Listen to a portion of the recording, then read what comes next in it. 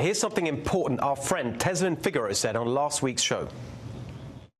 You have a crime bill right now that Cory Booker's begging for people to get on board. When we talk about mass incarceration going from 500,000 in 1980 to 2.2 million now, there are American citizens who are locked up right now, but yet our concern is on those who are trying to break in America. But it is also important to point out that 97% of people in jail took a plea deal because they did not have adequate representation. So grew up in the 90s. Hundreds of people were destroyed through Bill Clinton's crime bill, and nothing's being told about that.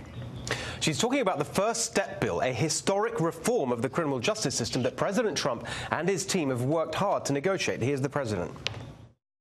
Today, I'm thrilled to announce my support for this bipartisan bill that will make our community safer and give former inmates a second chance at life after they have served their time. So important. He's right, and this is a major populist issue just as much as immigration or trade. Let's remember what positive populism is all about.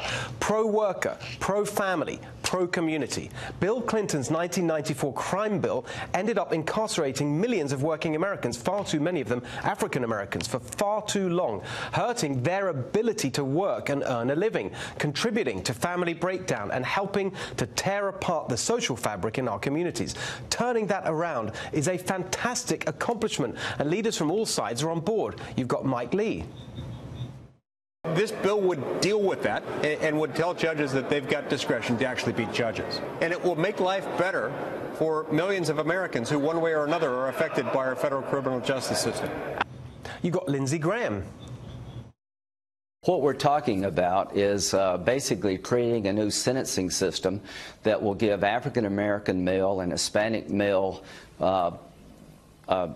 detainees a chance to get out of jail. It's the most important bipartisan piece of legislation in the Congress today. You've got Democrats, including Dick Durbin and Cory Booker. You've even got Van Jones, of all people. Check out his praise for President Trump. On this one, I'll give him a salute and an applause. We've got to come together to help the people at the bottom. Okay. And if you can't put politics aside to help people who are suffering and struggling in prison when there's a shot to do something on a bipartisan basis, then I think we've taken politics too far. You'd think with all that support, this bill would easily pass Congress. That's what the bill's sponsor, Senate Judiciary Chairman Chuck Grassley, is hoping. Here's his tweet. Dealmaker at Real Donald Trump can get a big bipartisan deal done this year on criminal justice reform. Plenty of time to pass First Step Act in December. Will GOP senators and Leader McConnell stand in President Trump's way of achieving major bipartisan victory or join in historic and popular reform? And there's the problem. There's one hitch in all this. Mitch McConnell seems to think his only job in life is confirming judges. Of course, that is vital, but so is President Trump's agenda, and it would help if the Republican Senate Majority Leader could actually help pass it. Instead, he's blocking it. He won't bring the First Step bill for a vote because, well, it's not exactly clear. We don't have a whole lot of time left, but the first step is to finalize what proponents are actually for. There have been a lot of different versions floating around, and then we'll whip it, see where the vote count is.